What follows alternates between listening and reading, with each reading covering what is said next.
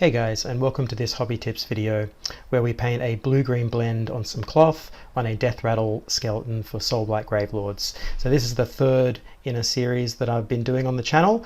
I'll leave the links to the other videos in this series in the description, and if I'm really good I'll put some of the links up in the top right hand corner here now for you to have a look at. Basically we're going through doing the armor, the bone, and now the blue-green blend on the cloth, just as a way to separate out these techniques. They're techniques that I've been doing here on the channel for quite a while, and I just wanted to give you some separate videos on them so that you can dig into those techniques and have a go.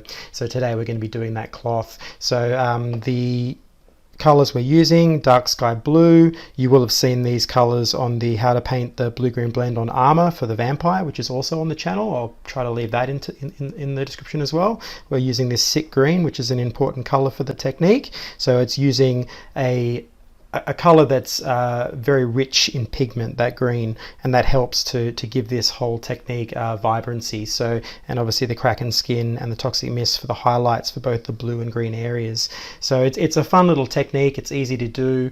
It's very good for things like undead like this. I would say that doing it on Nighthaunt as well would be really fun. Anything that has that sort of, I guess, glowy kind of magical thing going on, this type of blend is really cool, and you can do it with a range of different colors, but we're going to be doing it with blue-green as that's my favorite combination. But yeah, it comes up really nice. So you'll see we're going to start from a blue base and just work our way down through, and the way that you're blending up and down. So we're going to have blue highlights at the top and we're going to have green highlights at the bottom, and that's going to give us a really lovely change across the surface. So it works very similar to the armor tutorial I did, but we're now following the contours of cloth, which is a little different, and which is the reason why I'm making this little tutorial for you. So I guess grab yourself a skeleton and let's get started.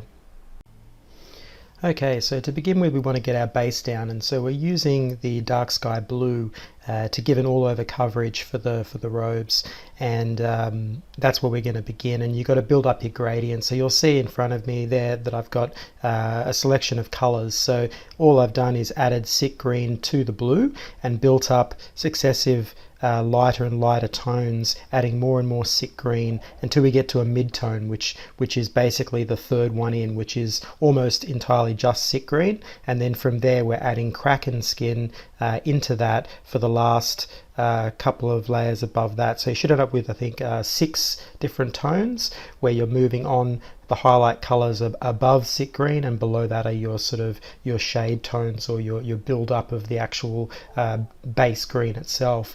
And so once that's down, you've got that blue down, then we can begin. So the first tone is a very sort of dark blue green, and you're gonna add that in. We're starting from sort of 3/4 down, so the top part of the cloak that's around the chest and back, we're going to leave that, and we're going to start those green tones from that midpoint down, so that we're going to come back later and join that with blue highlights later, so that you'll get a blue to green transition. But the first step is just this dark green. So you're going to build that in and start painting the contours of the folds of the cloth, and everywhere that you want to see it start to come towards the green and not the blue. And so then once you've built up that one, then you go in for your next one, which is that sort of off sick green color, and you're going to start to refine the lines and build not really this isn't really a highlight, but it's thicker than that. But you're going to start to build in the light on those major folds towards the ends, just building that up again, leaving the top area for the blue later. And so then once you come into the sick green, now you probably want to drop in size in brush, and you want to start to, this is more of a highlight stage now. We've built up our base tones, we've got some blue going into green, and now we want to have a bit more of a finer, sharper highlight with a little bit of feathering as well. You'll see me adding that in. And just building in that richness of the green. And you might even do that sick green a second time, depending on how vibrant you want that green to come forward. So we're just building into the ends of all of those little folds of cloth that are flowing in the wind. and now we're building into the highlight stages, and so we've got 3 tones above sick green that are having more and more Kraken skin added until you're getting to basically a pure Kraken skin. And you'll want a fine detail brush for this, and so now we're dragging our nice fine highlights. Okay, so you're using the tip of the brush, just dragging it nice and gently, allowing the paint to draw off the end so that you get those nice lines and edges on the cloth, feathering little lines in where the fold bends and you get the light hitting the edge, you know, this sort of thing. We're thinking about the way light hits the surface, but also this is an ethereal, you know, undead creature, so it doesn't have to be perfectly aligned to the way light hits a surface. You can play around with it, you can make it glow in places where you want to see that glow. This is obviously a stylized version of highlighting. We're not doing complete realism here. Obviously we're painting a skeleton, so you can have a bit of fun.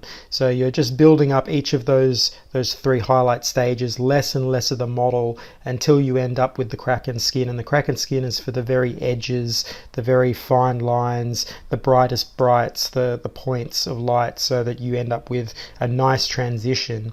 And so that should end up looking really cool so far, but we still haven't totally completed the story. We need to come back in and do the highlights for the blue areas at the top. So you've been very good and left that alone. You haven't shaded it or highlighted it, and so now you come in with your toxic mist. You add that into the blue, and you'll see at the top of the gradients there, I've done a little blue gradient across, and we're only just using like two shades here, a shade color and then a highlight, which is like an off toxic mist. So we start with that first shade color, which is a darker blue, but lighter than the base, and you start highlighting those edges on the top areas of the cloth, around the chest and the back and so on. And so then you just build that up, and again, moving up to the highlight. So the highlight now, on some of these skeleton models, you'll actually be able to join the blue into the cloth, into the green highlights where it connects. But some of them have a separation where they have, you know, some sort of like belt or something that's separating it, so you won't have to do that. But sometimes you'll get a piece of cloth that does actually have a transition, so you can guide that highlight blue into the green if you wish. But what you'll end up with is a lovely blue to green transition from top to bottom. You'll see it more from the back than you will from the front, but it should end up looking really, really pleasing and something really cool. And there we go, one blue-green blend on some robes on a Deathrattle skeleton. So yeah, this is a lot of fun. It's one of my favorite techniques to do, and it always comes out cool, you know? You're just getting that nice transition of blue to green, very, very ethereal looking, very, very good for undead. And it fits in well with their aesthetic overall. So I hope you've enjoyed this. I'll leave an overview at the end so that you can see a better image of him. But otherwise, yeah, click that like button, subscribe button. It really helps me out. And I guess I'll catch you on the next one.